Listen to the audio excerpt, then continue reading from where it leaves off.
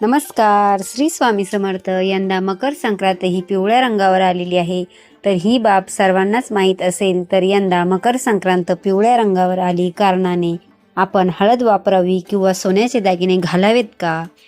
यावर्षी आपण मकर संक्रांतीला कोणत्या रंगाचे कपडे वापरावे किंवा कोणत्या रंगाचे कपडे वापरू नये, यावर्षी संक्रांतीला आपण कोणत्या फुलांचा गजरा चुकून देखील वापरायचा नाही, शिवाय कोणता टिळा आपल्याला लावायचा नाही, या दिवशी काय खाऊ नये, या दिवशी काय करू नये, काय करावे, या दिवशी कोणते दागिने आपल्याला घालायचे नाहीत, शिवाय आपण शृंगार करत असताना कोणत्या रंगाच्या बांगड्या किंवा बांगड्या घालताना कोणते नियम पाळावेत. संक्रांत, किंक्रांत, भोगी, बोरनान अशी मकर संक्रांतीची संपूर्ण माहिती आपण आजच्या या व्हिडिओमध्ये पाहणार आहोत, जेणेकरून तुमच्या मनामध्ये कोणताही गैरसमज उरणार नाही. त्यामुळे तुम्ही हा व्हिडिओ शेवटपर्यंत पहा. चॅनलवर नवीन असाल तर सबस्क्राईब करा आणि व्हिडिओला एक लाईक करून कमेंटमध्ये ओम सूर्याय नमः असं नक्की लिहा. आपल्या हिंदू भारतीय संस्कृतीमध्ये स्त्रियांच्या साज शृंगाराला विशेष असं महत्त्व असतं. कपाळावरचं कुंकू, गळ्यातले मंगळसूत्र, पायातली जोडवी, हातातल्या लाखेचा चुडा हे बाईच्या रूपात भर पाडणारं विशेष लेणं आहे. इंग्लिश नववर्षामध्ये पहिला सण येतो तर तो म्हणजे मकर संक्रांती. हा सण पौष महिन्यामध्ये साजरा केला जातो. पौष महिन्यामध्ये जेव्हा सूर्य मकर राशीत प्रवेश करतो तेव्हा संक्रांतीचा सण साजरा केला जातो. ही एक देवी आहे आणि दुसरी तिसरी कोणी नसून आई जगदंबेचं एक दुसरं रूप आहे. पण या देवीने मकर संक्रांतीच्या दिवशी शंकरासूर नावाच्या राक्षसाचा वध केला होता. त्यामुळे या देवीला संक्रांती असं देखील म्हटलं जातं. ही संक्रांती देवी मकर संक्रांतीच्या दिवशी दरवर्षीप्रमाणे वेगवेगळ्या वाहनावर बसून येत असते. तसेच संक्रांती मातेच्या हातामध्ये वेगवेगळ्या प्रकारचे शस्त्र देखील असतात.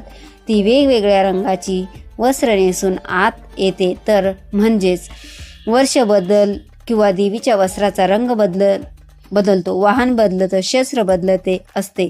म्हणजे प्रत्येक वर्षी थोडाफार बदल हा संक्रांती देवीमध्ये होत असतो. प्रत्येक वर्षी संक्रांती देवी एक वेगळं रूप धारण करून येत असते. संक्रांती देवीची एक छोटीशी गोष्ट सांगायची झाली तर फार वर्षापूर्वी शंकरासूर नावाचा एक राक्षस होता. तो लोकांना फार पीडा देत असे. त्याला मारण्यासाठी देवीने संक्रांतीचे रूप घेतले आणि या संक्रांती देवीने शंकरासुराला ठार मारले आणि लोकांना सुखी केले. म्हणून सर्वांनी शक्यतो या दिवशी तिने घातलेल्या रंगाचे वस्त्र परिधान करू नये असं सांगितलं जातं. अशी त्यामागची एक छोटीशी धार्मिक कथा आहे. दरवर्षी पंचांगणामध्ये संक्रांती देवीचे दर्शन केलेले असते. ती कोणत्या वाहनावरती वर्णन केलेले असते, ती कोणत्या वाहनावरती आलेली आहे किंवा कोणत्या दिशेकडून आली आहे, कोणत्या दिशेकडे जात असते, असे संपूर्ण वर्णन हे प्रत्येक वर्षी आपल्याला पंचांगणामध्ये बघायला मिळत असतं.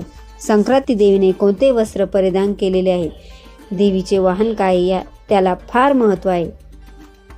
हिंदू परंपरेनुसार संक्रांती देवीने ज्या रंगाचे वस्त्र परिधान केलेले असते तर त्या रंगाची साडी किंवा रंगाचे वस्त्र कपडे आपण या दिवशी परिधान करू नयेत असं सांगितलं जातं. तर ही पद्धत फार पूर्वीपासून चालत आलेली आहे. संक्रांत जवळ आली की प्रत्येक महिलांची चर्चा असते की यंदा संक्रांत नेमकी कशावर आलेली आहे आणि कोणता रंग आपल्याला यावर्षी पूर्णपणे वर्ज्य करायचा असतो.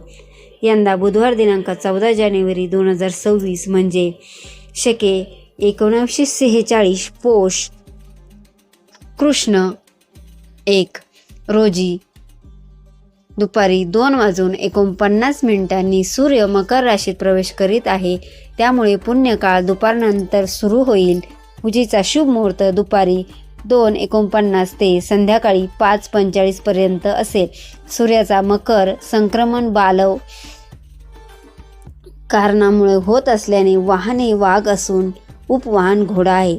तिने पिवळ्या रंगाचे वस्त्र परिधान केलेले असून हातामध्ये गदा घेतलेली आहे. केसराचा टिळा लावलेला आहे. वयाने कुमारी असून बसलेली आहे. वासा करता जाईचं फूल घेतलेलं आहे.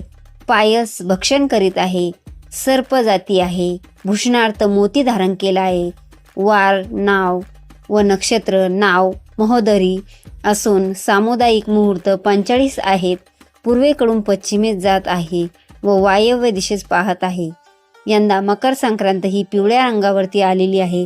संक्रांती देवीने पिवळ्या रंगाचे वस्त्र परिधान केलेले आहे आणि ती वाघावर बसून येणार आहे. त्यामुळे यावर्षी संक्रांतीला पिवळ्या रंगाची साडी आपण चुकून देखील नेसायची नाही. आपल्या सर्वांनाच माहीत आहे की आपल्या हिंदू धर्मामध्ये पिवळा रंग हा किती शुभ मानला जातो. सर्व देव कार्यामध्ये हा रंग वापरला जातो. आपण हिंदू धर्मामध्ये पिवळ्या रंगाच्या कपड्यांना पितांबर असं देखील म्हटलं जातं. कोणत्याही प्रकारच्या मांगलिक कार्यामध्ये पिवळा रंग हा जास्त प्रमाणामध्ये वापरला जातो. तसेच पूजेमध्ये सुद्धा पिवळा रंग खूप शुभ मानला जातो. पिवळा रंग हा सूर्यदेव, मंगळ आणि बृहस्पती यांसारख्या ग्रहाचे प्रतिनिधित्व करतो. पिवळा रंग हा भगवान विष्णूंना देखील अतिप्रिय आहे. पिवळ्या रंगाचे वस्त्र परिधान केल्याने आपला गुरुग्रह हा मजबूत होत असतो. भगवान विष्णूंचा देखील आपल्यावर आशीर्वाद प्राप्त होत असतो. तसेच सौभाग्यातील दुसरी महत्त्वाची गोष्ट म्हणजे हळदी कुंकू. त्यामधील हळद, ज्या हळदीला जेवढं महत्त्व आहे तर तेवढं महत्त्व पिवळ्या रंगाला आहे. त्यामुळे पिवळा रंग हा खूप शुभ मानला जातो. परंतु यावर्षी मकर संक्रांत जी आहे तर ती पिवळ्या रंगावरतीच आलेली आहे. त्यामुळे आपल्याला या दिवशी पिवळ्या रंगाची साडी देखील चुकून नेसायची नाही. पण त्याऐवजी तुम्ही हिरव्या रंगाची साडी नेसू शकता, कारण हा हिरवा रंग सौभाग्याचा रंग मानला जातो. ज्यांची पहिली मकर संक्रांत आहे तर अशा मुलींनी देखील हिरव्या रंगाची साडी किंवा वस्त्र परिधान करण्याचा प्रयत्न करावा. कारण की नवीन लग्न झालेल्या मुलीसाठी जेव्हा लग्न होते तेव्हापासून ते प्रत्येक सणावाराला, याशिवाय साखरपुड्याला असो, लग्नात असो किंवा कोणत्याही सणावाराला अगदी डोहाळ्या जेवणापर्यंत आपण हिरव्या रंगाची साडी ही देत असतो. त्यासाठी हिरव्या रंगाची साडी शक्य असेल तर तुम्ही नेसू शकता. या व्यतिरिक्त तुम्ही लाल रंगाची, केसरी रंगाची साडी नेसू शकता.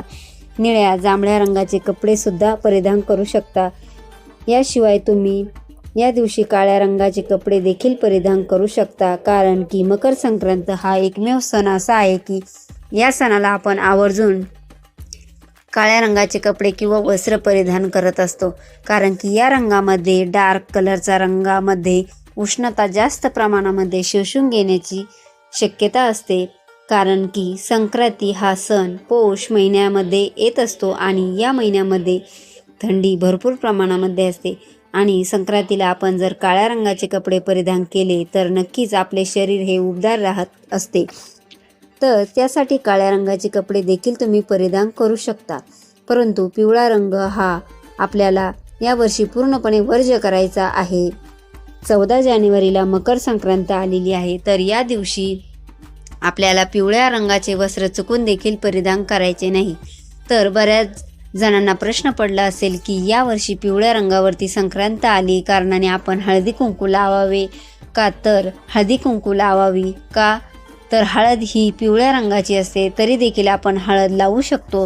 कारण की देवीने केसराचा टिळा लावलेला आहे. त्यासाठी केसराचा जो टिळा आहे तर तो आपल्याला या दिवशी लावायचा नाही. आणि आपल्या पिवळ्या रंगाच्या हळद वापरली तरी काही हरकत नाही. फक्त वस्त्रांसाठी आपल्याला पिवळा रंग आहे तो वर्ज्य करायचा आहे. आणि देवीने केसराचा टिळा लावलेला आहे, त्यासाठी केसराचा टिळा न लावता आपण हळद कुंकू हे वापरू शकतो. सणासुदीला आपण दागिने घालतो कारण की दागिन्याशिवाय आपल्याला कोणता साज शृंगार हा कंप्लीट होत नाही. तर सोन्याचे दागिने देखील पिवळ्या रंगाचे असतात. तर मकर संक्रांतीला सोन्याचे दागिने घालावेत का, असा प्रश्न देखील बरेच जण विचारतात. तर दागिने घालू शकता, कारण की हळदीच्या दागिन्याचा हे कलर जरी तुम्ही पिवळा असला तरी देखील फक्त आपल्याला वस्त्राचा जो रंग आहे तर तो पिवळा आपल्याला रंग वर्ज्य करायचा आहे. सोन्याचे दागिने, हळद तुम्ही वापरू शकता. यावर्षी मकर संक्रांतीला संक्रांती देवीने मोती धारण केलं आहे, त्यासाठी तुम्ही मोत्याचे दागिने हे जे आहे तर ते दागिने वापरायचे नाहीत. या व्यतिरिक्त तुम्ही सोन्याचे दागिने वापरू शकता. यावर्षी संक्रांती देवीने वासाकरता जाईचं फूल घेतलेलं आहे, त्यासाठी आपल्याला जाईच्या फुलांचा गजरा हा अजिबात घालायचा नाही. या व्यतिरिक्त तुम्ही गुलाब, शेवंती, मोगरा, अबोली अशा फुलांचा गजरा घातला तर काहीही हरकत नाही. फक्त आपल्याला जाईच्या फुलांचा गजरा हा वर्ज करायचा आहे. हातामध्ये बांगड्या घालत असताना आपण यावर्षी जेव्हा मकर संक्रांतीच्या बांगड्या घालतो तेव्हा पिवळ्या रंगाच्या बांगड्या आपल्याला घालायच्या नाहीत. या व्यतिरिक्त तुम्ही हिरव्या काचेच्या बांगड्या या आवर्जून घाला.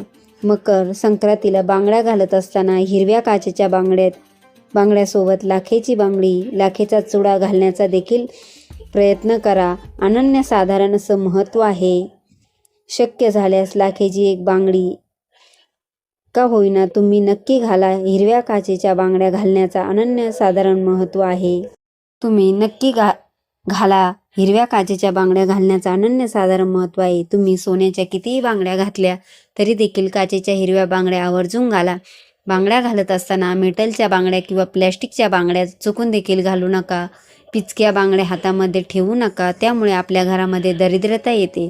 त्यासाठी पिचक्या बांगड्या असतील तर बांगडी पिचकलेली असते तर लगेच ते हातातून दूर करा. बांगड्या घालत असताना आपण एक हातामध्ये 6 तर एका हातामध्ये 7 अशी चढती बांगडी आपल्याला घालायची आहे. तर बांगड्याचे हे नियम देखील आपल्याला मकर संक्रांतीला पाळायचे आहेत. यावर्षी संक्रांती देवी जी आहे तर ती पायस भक्षण करीत आहे. म्हणजे पायस म्हणजे खीर. तर या दिवशी खीर आपल्याला चुकून देखील खायची नाही. तुम्ही कोणतीही खीर या दिवशी खाऊ नका. कारण की देवी जे करत आहे तर ते आपण करू नये असं सांगितलं जातं. त्यासाठी ती पायस भक्षण करीत आहे म्हणजे खीर खात आहे. त्यासाठी या दिवशी आपल्याला खीर घरामध्ये बनवायची नाही किंवा घरामध्ये आपल्याला खीर जी आहे ती खायची देखील नाही. थोडक्यात काय तर मकर संक्रांतीला आपल्याला पिवळ्या रंगाचं वस्त्र घालायचं नाही. या व्यतिरिक्त इतर रंगाचे वस्त्र परिधान करू शकता. हळद वापरू शकता, सोन्याचे दागिने वापरू शकता, परंतु आपल्याला केसराचा टिळा लावायचा नाही किंवा मोत्याचे दागिने देखील घालायचे नाहीत. बांगड्या घालत असताना आपल्याला आपल्या पिवळ्या रंगाच्या बांगड्या किंवा मेटलच्या प्लॅस्टिकच्या बांगड्या घालायच्या नाहीत. या व्यतिरिक्त तुम्ही इतर बांगड्या घालू शकता. गजरा घालत असताना जाईच्या फुलाचा गजरा वापरायचा नाही. मकर संक्रांतीच्या दिवशी दात घासणे, कठोर बोलणे, वृक्ष गवत तोडणे, गाई म्हशींना धार काढणे, विषयक सेवन करणे ही कामे करू नये. या दिवशी मोठ्यांचा अपमान होईल अशी कार्य आपल्याला चुकून देखील करायची नाहीत. या दिवशी आपल्या घरामध्ये मांसाहार चुकून देखील बनता कामा नये. या दिवशी कांदा, लसूण देखील वर्ज्य केला जातो.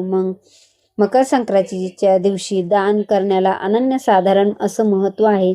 या दिवशी तुम्ही नवे भांडे, गाईला घास, अन्न, तिळपात्र, गूळ, तीळ, सोने, भूमी, गाय, वस्त्र, घोडा इत्यादीचे यथाशक्ती दान करू शकता. संक्रांतीचं फळ या दिवशी काय आहे तर यावर्षी संक्रांतीने या वस्तू परिधान केलेल्या आहेत तर या वस्तू महाग होतील व संक्रांती जेथून आलेली आहे तेथून जनतेला सुख प्राप्त होईल. बुधवार 14 जानेवारीला संक्रांत हा सण साजरा केला जाईल तर बुधवार 15 जानेवारी रोजी करी दिन म्हणजे किंक्रांत हा सण साजरा केला जाईल. फार वर्षापूर्वी शंकरासूर नावाचा एक राक्षस होता. तो लोकांना फार पीडा देत होता. मारण्यासाठी देवीने संक्रांतीचे रूप घेतले आणि या संक्रांती देवीने शंकरासुराला ठार केले आणि लोकांना सुखी केले. संक्रांती देवीने मकर संक्रांतीच्या दुसऱ्या दिवशी किंकरासूर नावाच्या राक्षसाला ठार मारले आणि त्यांच्या जाचातून प्रजेला मुक्त केले. म्हणून हा दिवस किंक्रांत म्हणून साजरा केला जातो किंवा पाळला जातो. पंचांगांमध्ये हा सण करी दिन म्हणून देखील ओळखला जातो. हा दिवस शुभ कार्याला घेतला जात नाही. या दिवशी कोणतेही शुभ कार्य केले जात नाही किंवा या दिवशी स्त्रिया हळदी कुंकू समारंभ साजरा करतात. या दिवशी स्त्रियांनी शेणात हात घालू नये असं देखील सांगितलं जातं. किंक्रांतीला भोगीच्या दिवशी केलेली भाकरी राखून ठेवली जाते आणि ती शिळी भाकरी खाल्ली जाते. केर कचरा काढण्यापूर्वी वेणी घालावी असं देखील सांगितलं जातं. तसे दुपारी हळदी कुंकू करताना अशा काही प्रथा देखील किंक्रांत महाराष्ट्रामध्ये पाळल्या जातात. तसे या दिवशी बेसनाचे धिरडे करून खाण्याची देखील प्रथा आहे. किंक्रांतीच्या दिवशी चांगल्या कामाची सुरुवात करू नये, लांबचा प्रवास करू नये, देवाची पूजा करू, गोडाधोडाचा किंवा गुळाचा नैवेद्य अर्पण करावा, घरामध्ये वादविवाद करू नये, मन शांत ठेवावे, शांत चित्त ठेवून सर्वांशी आदराने वागावे, कुलदैवताचं व देवाचं पूजन तसेच नामस्मरण करावे, नामजप करावा. ही कामे किंक्रांतीच्या दिवशी करावीत किंवा काही कामे वर्ज्य करावीत. यंदा 2025 मध्ये 13 जानेवारी मंगळवारी भोगी हा सण साजरा केला जाईल. भोगी शब्द भुंज या धातूपासून बनला आहे. याचा अर्थ खाणे किंवा उपभोगणे. भोगी हा आनंदाचा उपभोगाचा सण देखील म्हणून ओळखला जातो. या दिवशी इंद्रदेवाची आठवण काढली जाते. इंद्रदेवाने आपल्या धर्तीवरती उदंड पिकवावी म्हणून प्रार्थना केली जाते अशी मान्यता आहे. वर्षानुवर्ष बळीराजा आपल्या शेतातून अशीच पिकं काढत राहो आणि या पृथ्वीवर माणसाची किंवा प्राण्यांची भूक भागवत राहो अशी देखील प्रार्थना भोगीच्या दिवशी केली जाते. भोगी हा सण हेमंत ऋतूमध्ये येणारा सण आहे.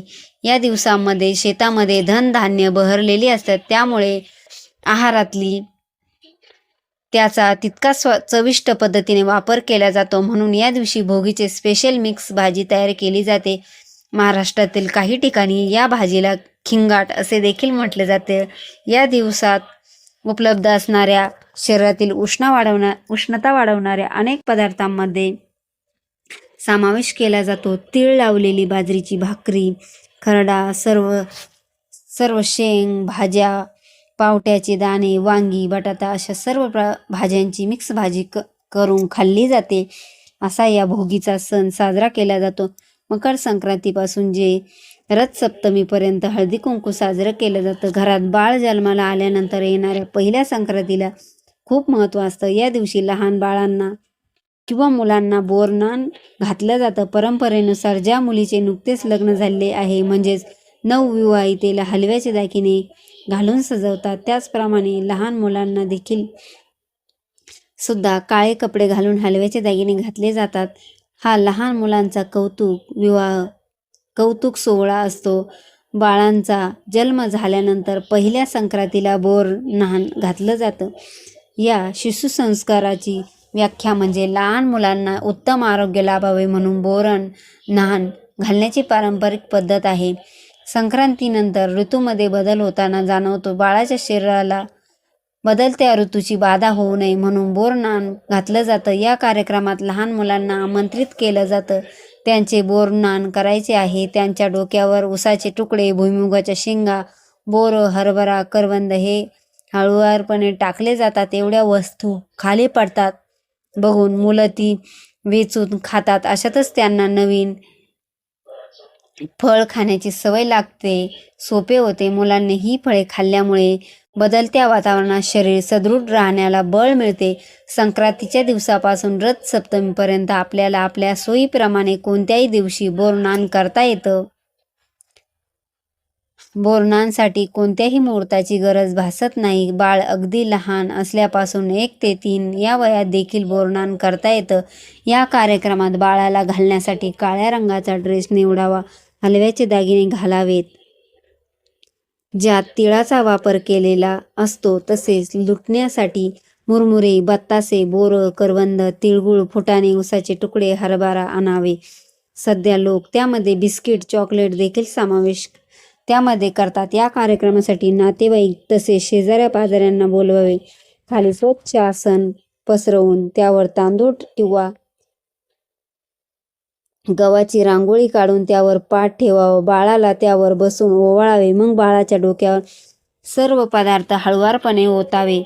इतर मुलांना ते लुटवायला सांगावे. बोरनान का करायचं याच्या संदर्भात अशी आख्यायिका आहे की करी नावाचा एक राक्षस होता.